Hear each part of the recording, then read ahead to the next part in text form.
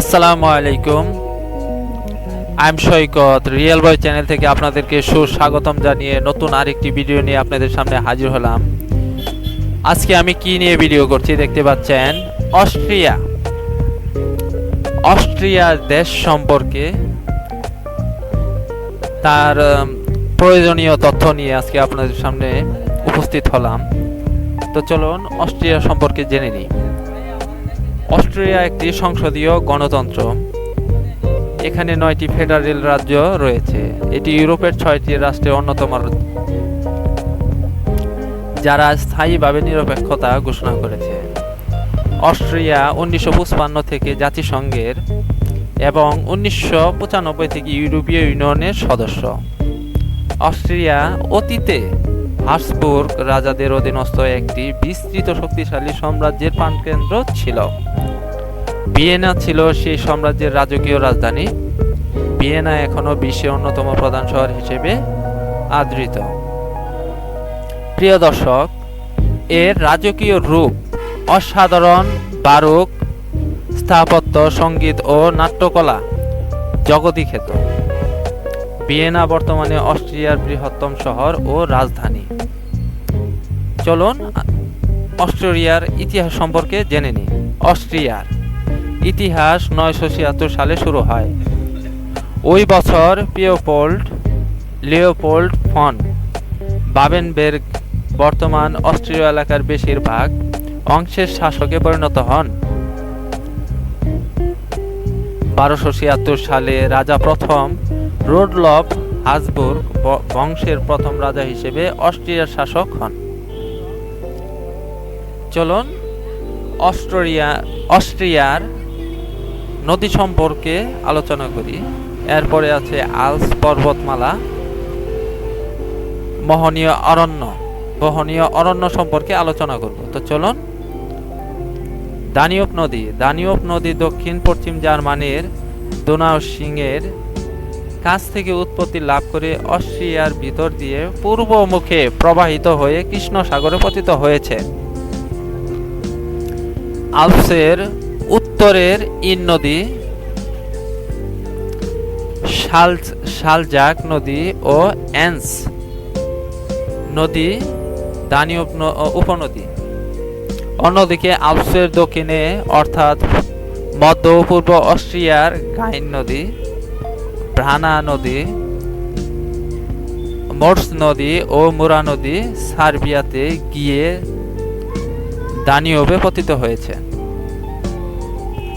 প্রিয় দর্শক, এখন আল্পস পর্বতমালা নিয়ে আলোচনা করব। আল্পসের 3টি প্রধান শাখা: উত্তর চুনাপাথরীয় আল্পস, কেন্দ্রীয় আল্পস ও দক্ষিণ চুনাপাথরীয় আল্পস।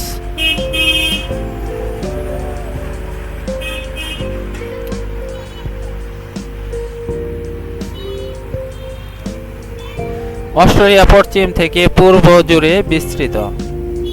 3797 মিটার উচ্চতা বিশিষ্ট গ্লোকনার অস্ট্রিয়ার সর্বোচ্চ পর্বতশৃঙ্গ। অস্ট্রিয়ার মাত্র 28% অঞ্চল সমতল ও অপেক্ষাকৃত কম পাহাড়ি। প্রিয় দর্শক,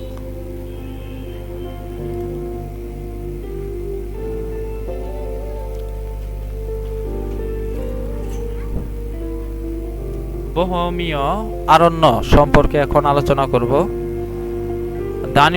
দানিউব উপত্যকার উত্তরে অস্ট্রিয়ার প্রায় 10% এলাকা জুড়ে অবস্থিত একটি গ্রানাইট মালভূমি এলাকা।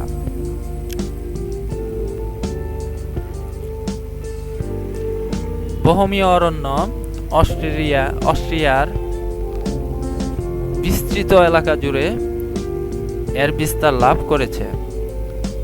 সবুজ শ্যামল এবং বিভিন্ন পশু পাখি ও জীব জানোয়ার নিয়ে বোহেমীয় অরণ্য।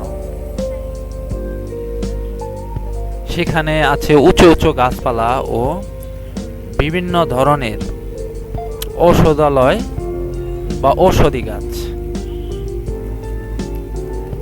সেখান থেকে দেশের প্রায় 5% ঔষধ বা ঔষধি গাছ থেকে পেয়ে থাকে। তো চলুন দেশটির অর্থনীতি সম্পর্কে আলোচনা করি। অস্ট্রিয়ার অর্থনীতি ব্যবস্থাকে একটি সামাজিক বাজার অর্থনীতি হিসেবে গণ্য করা হয়। এর গঠন প্রতিবেশী জার্মানির অর্থনৈতিক ব্যবস্থার মতন। 2004 সালের তথ্য অনুযায়ী অস্ট্রিয়ার ইউরোপীয় ইউনিয়নের চতুর্থ ধনী দেশ। এখানকার মাথাপিছু স্থূল জাতীয় উৎপাদন প্রায় 27,666 ইউরো। কেবল লুক্সেমবুর্গ, আয়ারল্যান্ড এবং নেদারল্যান্ডস এই দিক থেকে অস্ট্রিয়ার চেয়ে এগিয়ে। প্রিয় দর্শক, আজকে আমরা অস্ট্রিয়া সম্পর্কে ইতিহাস, দানিউব নদী, আল্পস পর্বতমালা, বোহেমীয় অরণ্য সম্পর্কে আলোচনা করলাম। তার ইতিহাস সম্পর্কেও ইতোমধ্যে আলোচনা করে ফেলেছি। তো বন্ধুগণ, আমার চ্যানেলকে যদি বা এই ভিডিওটি ভালো লেগে থাকে অবশ্যই আমার চ্যানেলকে একটি সাবস্ক্রাইব, একটি লাইক ও বেশি বেশি শেয়ার করে ফেলুন।